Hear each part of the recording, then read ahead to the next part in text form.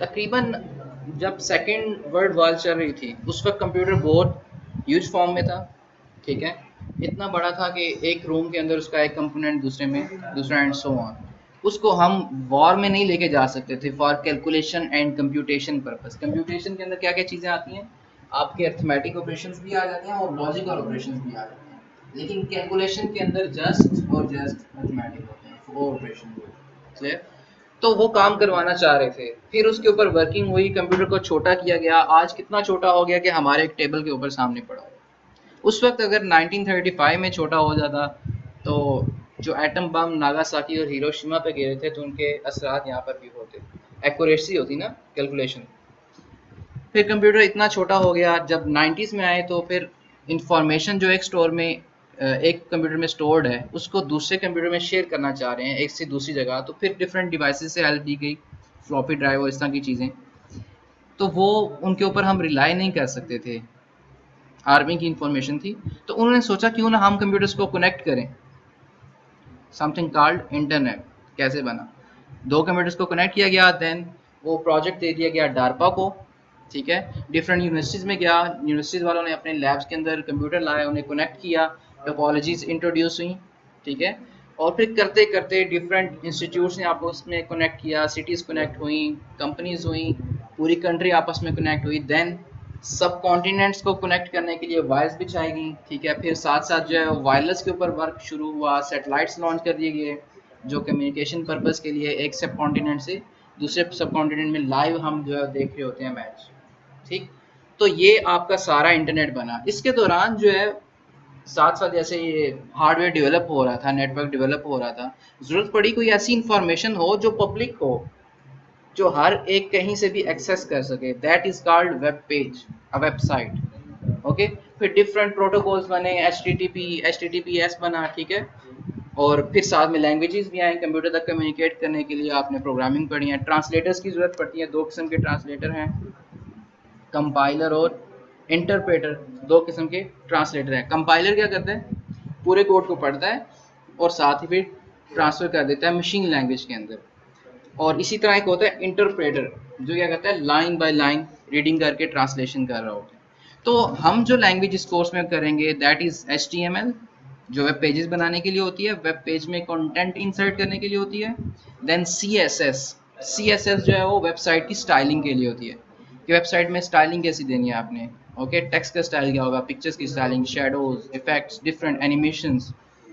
फिर हम जावास्क्रिप्ट करेंगे जिसका मकसद वैलिडेशन है। ये एक प्रोग्रामिंग लैंग्वेज है, बिल्कुल आपकी सी कह लें या जावा कह लें, इनसे मिलता जुलता इसका थोड़ा बहुत सिंटैक्स है। तो आपको बहुत हेल्प होगी क्योंकि आपने पहले एक प्रोग्रामिंग कंसेप्ट पढ़ा हुआ है। क्लियर? तो आज हम स्टार्ट करने जा रहे हैं HTML से। पहले हम HTML को कवर करेंगे, then we will move to CSS, then JavaScript. जब भी आप एक नई वेबसाइट बनाएं, किसी टॉपिक के ऊपर बनाने जा रहे हैं, किसी कंपनी की बनाने जा रहे हैं, तो एक फोल्डर बना लें अपने पास, राइट क्लिक, न्यू फोल्डर।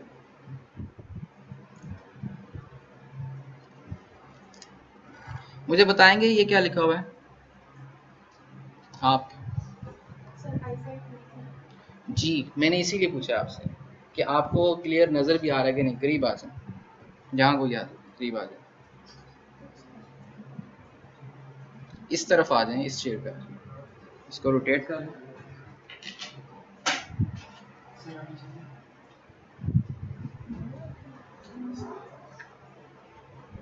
इस तरफ रखें, उन्हें भी डिस्टर्बेंस होगी ना, आप इधर शेयर करेंगे। जब भी नई वेबसाइट बनाएं एक फोल्डर बना लें, जितना भी कोड होगा, जितनी भी फाइल्स होंगी उस वेबसाइट की, उसी फोल्डर में हम प्लेस करेंगे। नाम क्या रखें वेबसाइट का?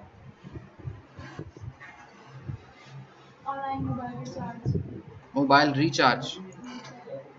ओके, इसको हम मोब रिचार्ज कर देते हैं, ठीक है सर। ठीक, मैं एक फुली फ्लेज वेबसाइट नहीं बनाऊंगा आपके पास। वेबसाइट बनने में जो जो टूल्स चीज़ें यूज़ होती हैं वो चीज़ें मैं डिस्कस करूंगा, उनको यूज़ करते हुए आपने इम्प्लीमेंट करना है, और जो भी आपके जहन में आइडिया है उसको इम्प्लीमेंट करना है। मैंने कहा HTML स्टार्ट करेंगे। HTML है क्या? Hyper text markup language. Hyper text, hyper text क्या होता है? एक्जेक्टली जितने भी वेब पेजेस है ना वो हाइपर लिंक हुए होते हैं, ठीक है, लिंक्स डिफाइन हुए होते हैं। मतलब ये कि आप गूगल पे कुछ सर्च करते हो, नीचे काफ़ी सारी लिस्ट आ जाती है लिंक्स की, कोई भी लिंक पे क्लिक करते हो तो नेक्स्ट वेबसाइट वहाँ पे ओपन हो जाती है। सो HTML का पेज क्रिएट करना है, हमें दो चीज़ों की ज़रूरत है, एक टेक्स्ट एडिटर की, दूसरा वेब ब्राउज़र की, क्योंकि वेबसाइट जो वेब पेजेस होंगे वो ब्राउज़र में रन होते हैं, ओके। और टेक्स्ट एडिटर की क्यों ज़रूरत है? जहाँ पे हम कोड लिखेंगे, जैसे सी लैंग्वेज में आपने काम किया, उसमें एडिटर कौन सा यूज़ किया आपने? IDE। कहाँ पे कोडिंग करते थे? Which software? Turbo C, that was a text editor या कंपाइलर जो भी, ठीक है, उसमें आप टेक्स्ट लिखते थे। सो हम जो है वो सिंपल सा एक आपके पास टेक्स्ट एडिटर है, दैट इज नोटपैड, हर कंप्यूटर में होता है जिसमें विंडोज हो। डू यू यूज विंडोज और Mac? Okay, right click, new text document, text document create हुआ, अगर हम इसको डबल क्लिक करें तो नोटपैड ओपन हो जाएगा। दिस इज नोटपैड जहाँ पे हम कोडिंग लिखेंगे। लेकिन ये जो फाइल है, हर एक फाइल की टाइप होती है ना, ये जो फाइल क्रिएट हुई इसकी टाइप है टेक्स्ट डॉक्यूमेंट, लेकिन हमने जो बनाना है उसकी टाइप होगी .html वेब पेज। सो HTML पेज बनाने के लिए आपने करना क्या है, इसको ओपन किया, यहाँ कोडिंग बेशक पहले लिख लें, लेकिन मैं पहले फाइल बना लेता हूँ। फाइल सेव एज में जाना है क्योंकि किसी और फॉर्मेट में जाने वाले हैं। सेव एज, यहाँ पे देखें अभी था save as type text document, हम इसको चेंज करेंगे ऑल फाइल्स, और यहाँ पे अपनी फाइल का नाम बताएंगे कि वो जो वेब पेज बनाने जा रहे हो उसका नाम क्या रखना है। जब भी एक वेबसाइट बनती है उसका जो मेन पेज होता है उसका नाम होता है इंडेक्स। आपके जहन में क्वेश्चन आने चाहिए, सर वाई ऑल फाइल? इसलिए किया क्योंकि यहाँ पे पहले सिलेक्ट था टेक्स्ट डॉक्यूमेंट, जिससे क्या होगा, वो फाइल टेक्स्ट डॉक्यूमेंट क्रिएट होगी, लेकिन हमने बनाना क्या है, एक HTML वेब पेज, तो उसका फॉर्मेट होता है .html, फॉर्मेट चेंज करना है फाइल का, तो इसलिए हमने यहाँ से कर दिया ऑल फाइल के फॉर्मेट चेंज होने जा रहा है। फॉर्मेट हम बताएंगे, इंडेक्स नाम बताया, और फॉर्मेट जो होता है extension .html। Clear? Clear sir? ये वही क्वेश्चन जो मैंने कहा आपको करना चाहिए था। गुड, ठीक है, मैंने खुद ही आपको याद दिलाया, थोड़ी देर बाद आपको याद है। इंडेक्स जो होता है ना, जब आप एक फाइल होस्ट करते हो सर्वर के ऊपर, तो दुनिया में से बहुत सारे लोग आपकी वेबसाइट का URL टाइप करेंगे, उनके सामने वो वेबसाइट खुल के आएगी, तो वेबसाइट के एक से ज़्यादा पेजेस होंगे ना, पेज 1, पेज 2, पेज 3, तो कौन सा पेज सबसे पहले उनके सामने आए? Home page, main page, that is index page, ठीक है। पहले पेज का नाम क्या होना चाहिए? इंडेक्स। बाकी जितने पेज बनाएंगे उनका जो मर्जी नाम। कोई इशू तो तब होगा जब नेक्स्ट लेक्चर में मैं क्वेश्चन करूंगा, ठीक है। सो इसको कर दिया सेव। तो अब जो फाइल सेव हुई देखें, एक HTML पेज से सेव हुआ है, HTML फाइल है, एक्सटेंज टाइप इसकी HTML है, और अगर हम इसको डबल क्लिक करें तो ये ब्राउजर में ओपन हो रही है, बिल्कुल ब्लैंक वेबसाइट बनी है, ब्लैंक पेज। अब हम इसमें कोडिंग करेंगे, ये फाइल तो क्रिएट होगी, इसको हम कर देंगे डिलीट, क्योंकि टेक्स्ट फाइल से हमारा काम नहीं है, हमारा काम लेना देना सारा इस इंडेक्स की फाइल के साथ है। Should I repeat this step? Yes, yes ना, ओके। बता देता हूँ, right click, new text document, इसको ओपन किया, then file save as, type आपने चेंज की ऑल फाइल, नेम दिया इंडेक्स, और .html लिखा तो उसकी एक्सटेंशन, मैं इसको कर देता हूँ कैंसिल, इसको कर देते हैं delete.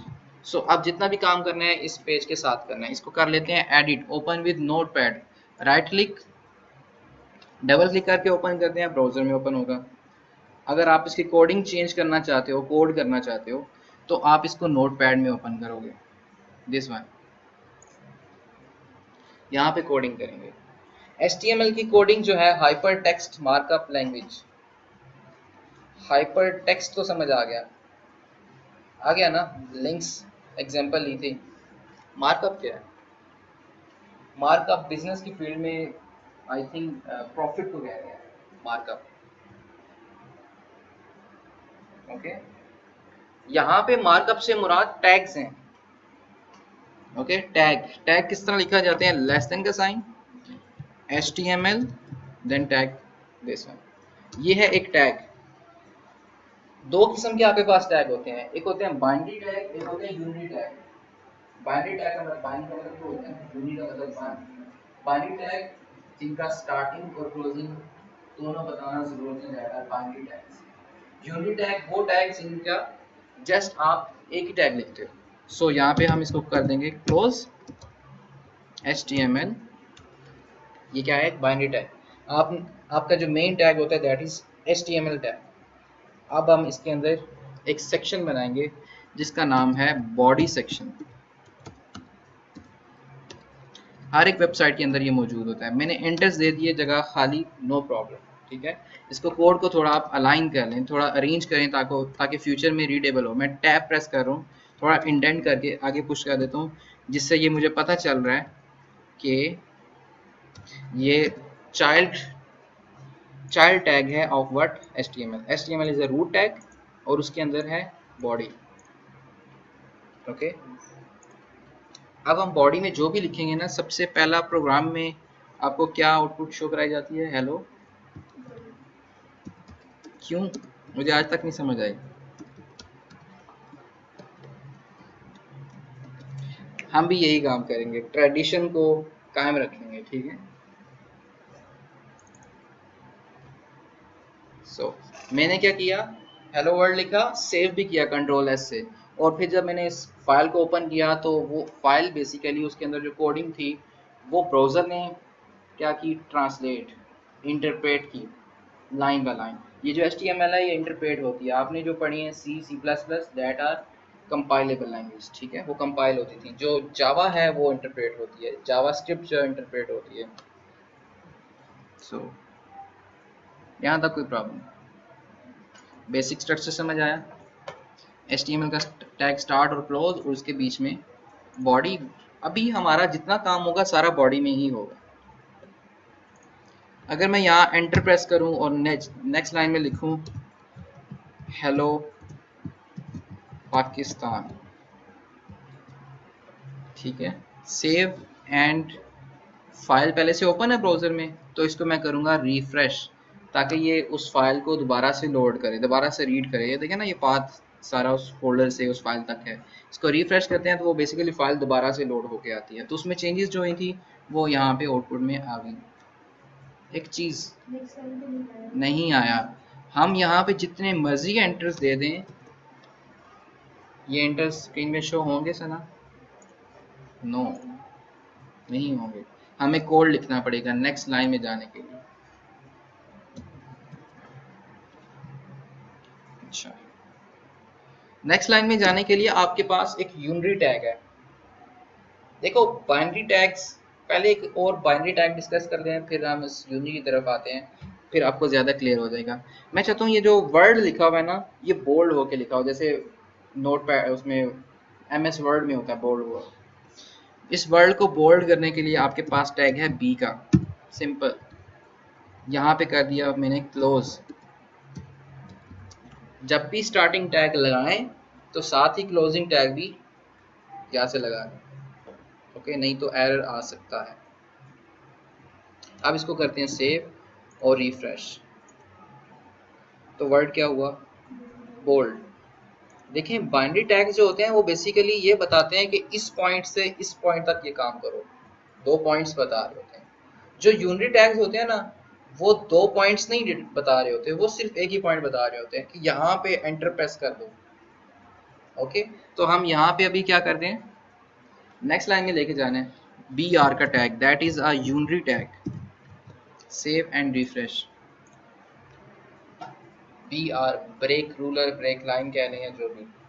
BR is a unity tag, single tag है, सेल्फ क्लोजिंग टैग। अगर हम कुछ अटैलिक लिखना चाह रहे हैं इटैलिक, एम्फेसाइज करना चाह रहे हैं तो टैग होगा, गेस करें व्हाट, आई, सिंपल, आई का tag close, save and refresh. अगर मैं भूल के ये बी का टैग स्टार्ट किया था, इसका मैं क्लोजिंग टैग लगाना भूल जाऊं तो क्या होगा देखें जरा, वहां से आगे आगे सारा हो गया। मैंने जो स्टार्टिंग में बात की थी कि बाइनरी टैग्स में वो पॉइंट्स बताते हैं कि इस पॉइंट से इस पॉइंट तक बीच में जितना भी कंटेंट आ रहा है सबके ऊपर आप स्टाइलिंग अप्लाई करो। जब आपने कह दिया कि इस पॉइंट से स्टार्ट करो स्टाइलिंग, आगे इंस्ट्रक्शन ही दी कि कहाँ पे स्टॉप करना है, नहीं दी ना, तो क्या होगा, वो एंड तक सारा का सारा बोल्ड कर देगा। तो इसलिए आप जब भी स्टार्टिंग लगाएं तो क्लोजिंग साथ लगा दें। इसी तरह मैं इसको कर लेता हूँ कॉपी, यहाँ पे वापस बी का टैग इंट्रोड्यूस करा देते हैं, क्लोजिंग। अगर हम कुछ अंडरलाइन करना चाहें तो आपके पास यू का टैग है,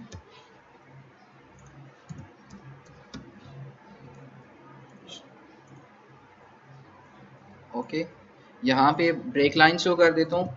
देखो जैसा कोड है ना, कोड को पढ़ने से भी अंदाजा हो रहा हो कि आउटपुट कैसी आएगी, कि ये यहाँ पे 3 लाइनें लिखनी है ना मैंने, तो मैंने कोडिंग के अंदर भी 3 लाइनें ही लिखी हैं। ये बड़ी इंपॉर्टेंट बात है तो छोटी सी, फ्यूचर में जब कोड बहुत ज़्यादा बड़ा हो जाएगा ना तो फिर अपना ही कोड नहीं समझ में आ रहा होता। आखिरी रात जब होती है ना प्रोजेक्ट की, सुबह फाइनल डेमो होता है तो फिर बहुत बुरा हाल होता है। तो अपने कोड को साथ साथ अरेंज भी करना चाहिए, जैसे मैंने ये किया HTML स्टार्ट क्लोज, बाकी कोड जो है वो आगे इंडेंट किया, पुश किया, बॉडी के अंदर ये सारी चीज़ें आ रही हैं। यहाँ पे जितने मर्जी इंटर्स दे दो कोई फ़र्क नहीं पड़ता, अपने कोड को खुला खुला करके लिखें। इसी तरह हम यहाँ पे लिखते हैं हेलो इस्लामाबाद।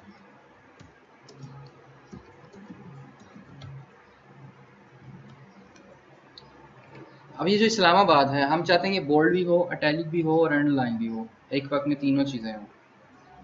क्या करेंगे, तीनों टैग्स लगाएंगे like this, B I U, अलग अलग लगाएंगे, ओके। अगर ये लगाएंगे तो ऐसा कोई टैग है ही नहीं बी आई यू का, बी अलग, आई अलग और यू अलग, इसमें कोई मसला नहीं है, आप जो मर्जी पहले कर दें। यहाँ पे मैं अभी कर देता हूँ यू का टैग क्लोज, ठीक। यहाँ पे मैं कर देता हूँ बी का टैग क्लोज, जितने स्टार्ट किए उतने क्लोज तो करनी है।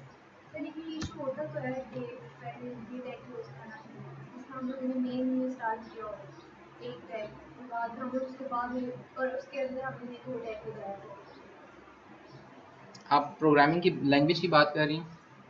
अभी फॉर एग्जांपल मैंने मेन्यू कोई मेन्यू पे एक टैग लगाया, उसके अंदर मैंने बटन फॉर्म है उसका टैग लगाया, तो पहले मुझे कौन सा बात करना पड़ेगा? आप किस कॉन्टेक्स्ट से बात कर रही हैं? इसी HTML के कॉन्टेक्स्ट से बात कर रही हैं? इशू होता है ना, हम लोगों ने XML पढ़ी थी, उसमें XML आपने किस चीज़ के लिए पढ़ी थी, किस चीज़ के विजुअल प्रोग्रामिंग में पढ़ी थी? अच्छा, देखो सम टाइम मैटर करता है, लेकिन यहाँ पे आप देखो इस चीज़ को, खुद कोडिंग को अंडरस्टैंड करो। ये बी क्या कह रहा है कि यहाँ से आगे के जो कुछ आएगा मैं उसको बोल्ड कर दूंगा, चलें ठीक है। इसके बीच में ये टैग्स आ रहे, इनको तो टैग्स तो नहीं बोल्ड करेगा वो इस इस्लामाबाद को करेगा। और इसको अगर आप यहाँ पर भी क्लोज कर दें तो कोई प्रॉब्लम होगी नहीं, कि इसके बीच में इस्लामाबाद आ रहा है तो वही बोल्ड होगा। इसी तरह अब आई है, आई स्टार्ट हुआ है सेकंड नंबर पे, इधर जो है वो सबसे पहले क्लोज हुआ है, लेकिन ये काम करेगा क्यों, इसके बीच में ये जो कंटेंट आ रहा है उसके ऊपर अप्लाईबल है।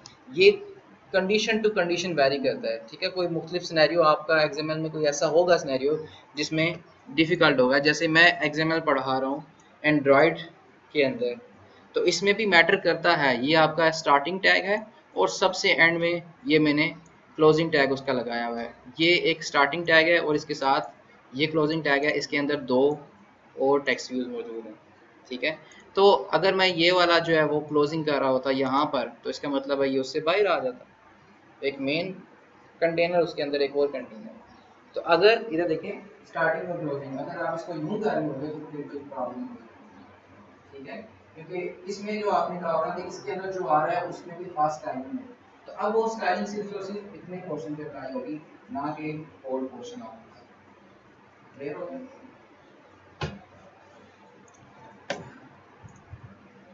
अगर हम कोई हेडिंग देना चाह रहे हैं तो H1 का टैग है आपके पास,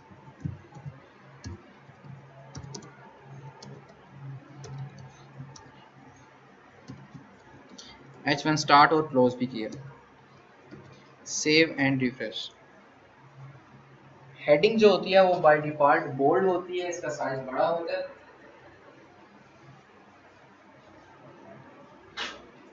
और इसके बाद हमें ब्रेक लाइन नहीं बताना पड़ता। देखें ऑटोमेटिकली नेक्स्ट लाइन में आया, मैंने कोडिंग में H1 के बाद यहाँ पे ब्रेक लाइन तो नहीं लिखा। क्लियर?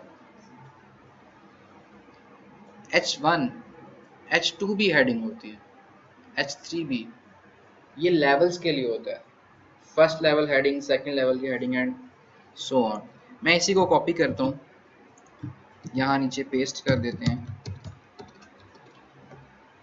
ये जो लेवल्स होते हैं ये मैक्सिमम 6 लेवल्स होते हैं, मेन लेवल की हेडिंग, उससे सब लेवल, उससे सब लेवल।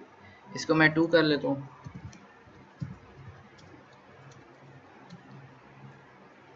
जैसे चैप्टर 1 अगर हो, चैप्टर 1 एंड चैप्टर 2, उनके जो नाम होंगे वो लेवल 1 की हेडिंग होंगे, क्योंकि उनका साइज बड़ा होगा।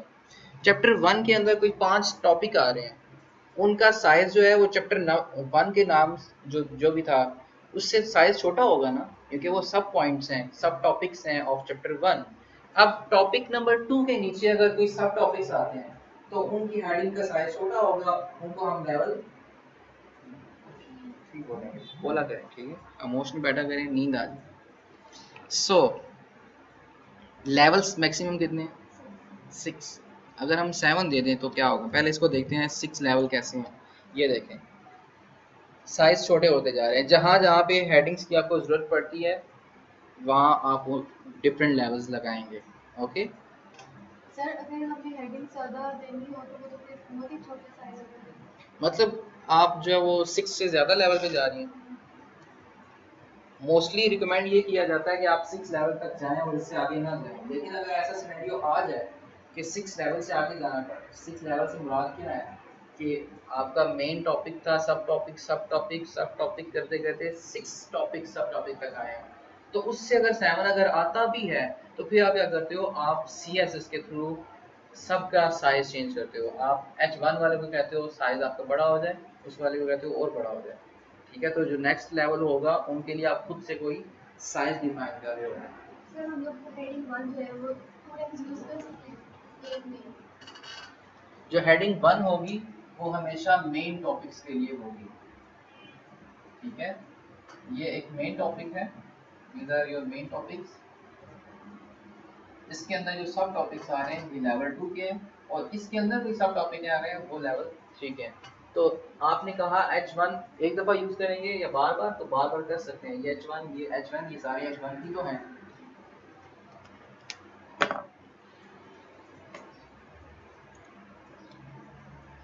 अगर आप अपनी वेबसाइट को बैकग्राउंड कलर देना चाहें, बैकग्राउंड कलर देने से पहले हम कुछ और डिस्कस कर लेते हैं। पैराग्राफ, पैराग्राफ भी तो होंगे ना बहुत सारे, हेडिंग्स लगाई तो हेडिंग के बाद पैराग्राफ होते हैं ना, डेफिनेशन होती है उसकी। मैं यहाँ पे वर्ड को ओपन कर लेता हूँ।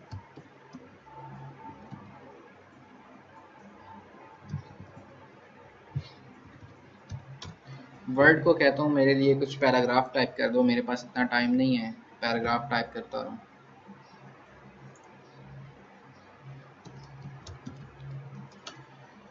एक पैराग्राफ मैंने यहाँ से उठा लिया और यहाँ आ गया। पैराग्राफ के लिए पी का टैग यूज होता है। इस हेडिंग के बाद मैं यहाँ पे एक पी का टैग दे देता हूँ, स्टार्ट, यहाँ पे पैराग्राफ पेस्ट किया और पी का टैग क्लोज। इसी तरह इसी को मैं कॉपी कर लेता हूँ, इसके बाद भी एक पैराग्राफ इंट्रोड्यूस करा देता हूँ, इसके बाद भी एक, इसके बाद भी एक। और किसी के अंदर हम 2 कर लेते हैं यहाँ पे। देखें जहाँ पे 2 पैराग्राफ मैंने दिए थे, पहला पैराग्राफ दूसरा पैराग्राफ, मैंने उनके दरम्यान में ब्रेक लाइन दिया था? नहीं दिया था। तो क्या हुआ? शो हो रही है? हो रही है ना? 2 पैराग्राफ में स्पेस शो हो रही है, ब्रेक लाइन। मैंने ब्रेक लाइन का टैग नहीं दिया था, तो पता ये चला जिस तरह हेडिंग्स के बाद ब्रेक लाइन नहीं देना पड़ता, इसी तरह पैराग्राफ्स के बाद भी नहीं देना पड़ता। पैराग्राफ की डेफिनेशन ही यही है कि कुछ सेंटेंसेस का मजमूआ होता है और जब एंड होता है तो ब्रेक लाइन होती है, एंटर होता है। ओके, अगर हम कोई हॉरिजॉन्टल लाइन शो करना चाहें, सेक्शन के लिए ब्रेक लगाना चाहें कुछ लाइन, तो उसके लिए HR का टैग है, that is also a unitary tag. HR, save and refresh. एक HR का टैग लगाया, उससे एक लाइन ड्रॉ होगी।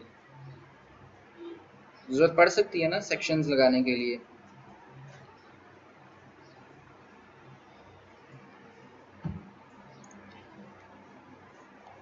अगर हम इस हॉरिजॉन्टल लाइन की थिकनेस बढ़ाना चाहें, या कलर चेंज करना चाहें, we have to use attributes.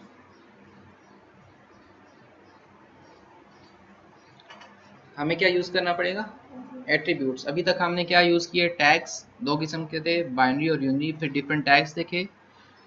अब हम जो यूज करने जा रहे हैं दैट आर एट्रीब्यूट्स। आपने विजुअल प्रोग्रामिंग पढ़ी है, ठीक है, उसमें एट्रीब्यूट्स का जिक्र आया होगा। ठीक है, कोई भी एलिमेंट जो होता है, बटन हो गया, तो बटन के कुछ एट्रीब्यूट्स, प्रॉपर्टीज होती हैं जिनके जरिए उसके बारे में हम चीज़ें बताते हैं, लाइक आईडी, उसके टेक्स्ट क्या होगा, उसकी हाइट क्या होगी, विड्थ क्या होगी। ये क्या होते हैं? एट्रीब्यूट्स या प्रॉपर्टीज। यहीं पे yes sir. Okay.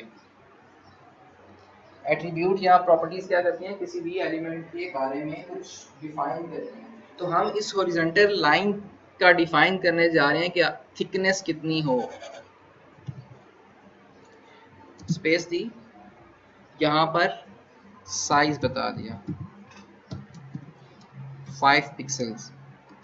5px pixels होता है स्क्रीन के छोटे से छोटा डॉट जो होता है, दैट इज अ, अगर आप थोड़ा सा गोल करके देखें जो स्क्रीन है ना, ये छोटे छोटे डॉट्स हैं। The smallest dot is a 1 pixel. Okay, तो ये 5 पिक्सल साइज लेगा थिकनेस। ये थिकनेस आ गई, लेकिन ये किस कलर में शो हो रही है? वाइट। हम इसका कलर चेंज करते हैं, वो भी एक एट्रीब्यूट है। एट्रीब्यूट का name is equal to sign, double quotes में उसकी वैल्यू। कलर कौन सा दें?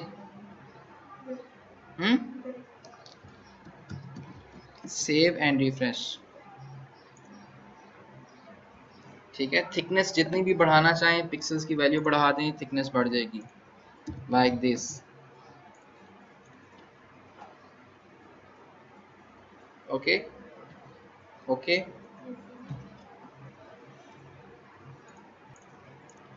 सो हम अपनी वेबसाइट के अंदर हमने हॉरिजॉन्टल लाइन ड्रॉ की और उसका कलर रेड दे दिया। ये क्या थे? एट्रीब्यूट्स या प्रॉपर्टी। एट्रीब्यूट का नेम होता है, देन इज इक्वल टू का साइन, और डबल कोट्स के अंदर वैल्यू दी जाती है।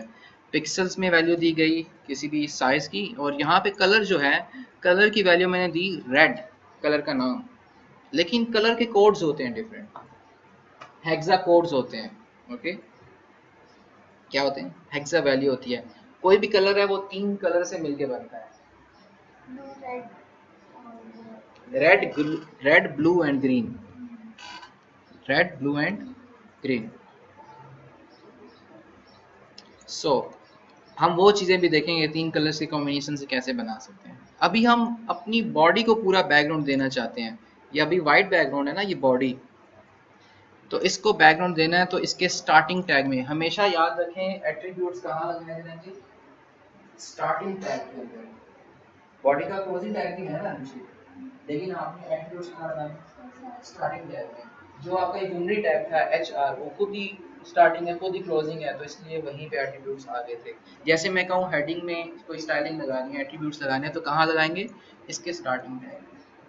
हम जो है इस बॉडी के स्टार्टिंग टैग में एक एट्रीब्यूट लिख रहे हैं BG कलर, जो हमारी वेबसाइट का बैकग्राउंड कलर डिफाइन करेगा। बैकग्राउंड कलर क्या दे? ग्रीन कर दूँ? ठीक, लेकिन you wear pink colour, peach. अब एक कलर के मुख्तलिफ शेड्स होते हैं, बेशुमार शेड होते हैं, तो उनको हम RGB कॉम्बिनेशन के जरिए भी बना सकते हैं और हेक्सा वैल्यू के थ्रू भी। ओके, और एक ऑप्शन था आप जो है बाय नेम कर लो। तीन आपके पास मेथड्स होते हैं किसी भी कलर को आइडेंटिफाई करने के लिए। अभी हमने एक मेथड देख लिया है by name.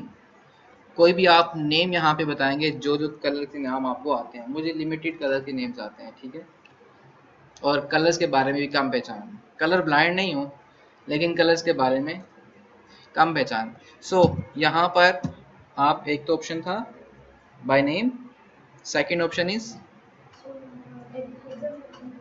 RGB, hexa value and RGB। सबसे पहले RGB देख लेते हैं, RG एंड B। मैंने यहाँ पे उल्टा लिखा, ठीक है। RGB red colour, red colour की वैल्यू आपने कितनी देना चाह रहे हो, वेटेज कितना देना चाह रहे हो? मैं 45 रख देता हूँ। ग्रीन का मैं रख देता हूँ 50 और ब्लू का मैं रख देता हूँ 255।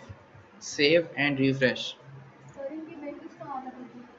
एग्जैक्टली, जीरो मिनिमम वैल्यू है और मैक्सिमम वैल्यू है 255, ठीक है। ये टोटल बन जाते हैं 256 वैल्यूज। जीरो भी है ना, जीरो भी इंक्लूड है। तो या तो आप यहाँ पे जीरो दे सकते हो या मैक्सिमम वैल्यू 255। इनके कॉम्बिनेशन से मैं इसको जीरो कर देता हूँ, रेड निकाल दिया मतलब, ठीक है। या रेड की वैल्यू मैक्सिमम कर देते हैं, कलर चेंज हो जाएगा, मैक्सिमम 255।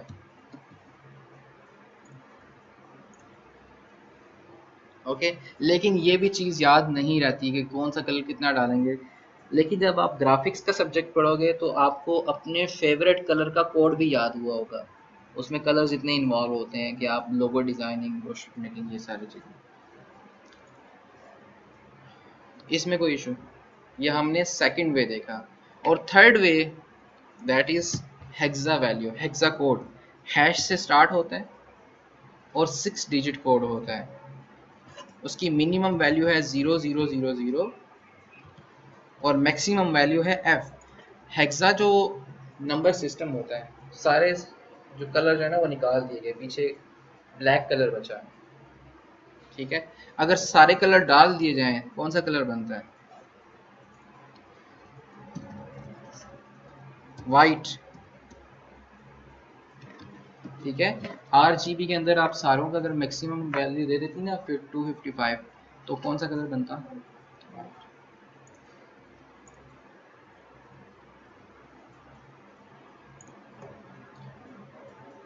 अच्छा, पता ये चला कि मिनिमम वैल्यू 00 है, maximum value F। 0 1 2 up to 9 तक जाते हो आप, इससे आगे काउंटिंग नहीं होती ना। उसके बाद A B C और F। इंग्लिश में E के बाद क्या आता है?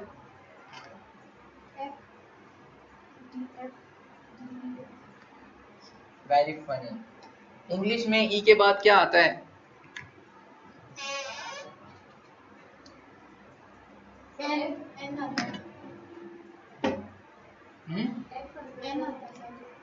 एग्जैक्टली, E के इंग्लिश में, इंग्लिश के वर्ड में E के बाद N आता है। Okay, it was joke. Okay, वापस आते हैं। ये जो कोड हैं ये सारे जुबानी नहीं याद रह पाएंगे, इनके कॉम्बिनेशन से। लाइक मैंने इनके कॉम्बिनेशन से एक कोड बना दिया, हैश 0029FA। ये किसी कलर का कोड होगा, लेकिन ये कलर कोड हमें जुबानी याद नहीं रहते, तो हमने करना क्या है, गूगल पे जाके सर्च करें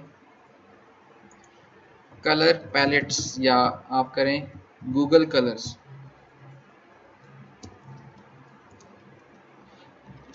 तो आपको टॉप पे एक वेबसाइट मिलेगी that is material.io colour styles, ठीक है।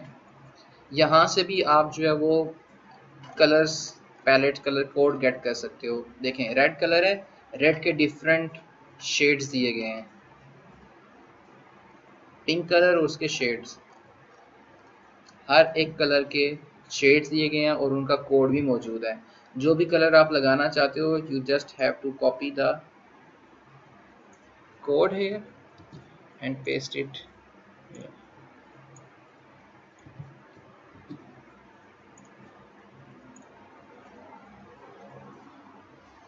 कोई इशू? No issue. अगर आप टेक्स्ट का कलर चेंज करना चाहते हो, अभी फिलहाल हम लिमिटेड स्टाइलिंग करेंगे, ठीक है। क्या लिमिटेड HTML का मकसद क्या है? कंटेंट इंसर्ट करना, वेबसाइट में कंटेंट लगाना, उसकी स्टाइलिंग कम डिफाइन हो सकती है। तो इसका एक हम कलर चेंज कर सकते हैं। यहाँ पे मैं अगर लिखूँ टेक्स्ट, पूरी बॉडी का ना टेक्स्ट कलर चेंज हो जाएगा। टेक्स्ट कलर हम यहाँ से दे देते हैं दिस वन।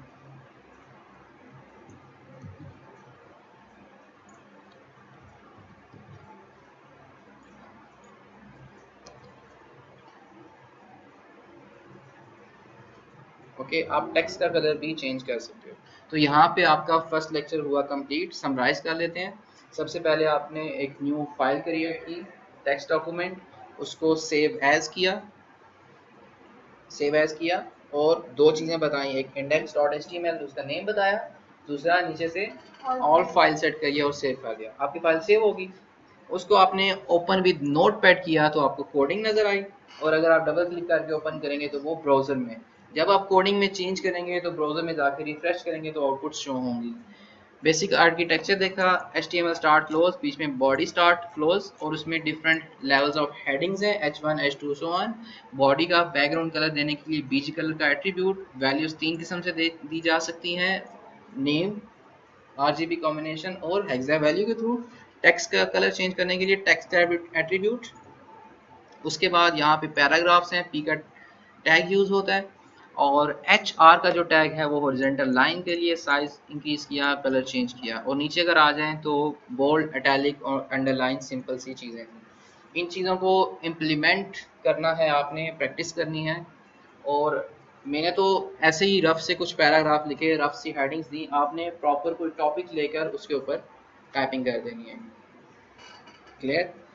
नेक्स्ट लेक्चर के अंदर हम मज़ीद कुछ चीज़ें देखेंगे, सबस्क्रिप्ट, सुपरस्क्रिप्ट, अपनी वेबसाइट के अंदर इमेज कैसे लगा सकते हैं, और order list, unorder list. See you इंशाल्लाह नेक्स्ट लेक्चर।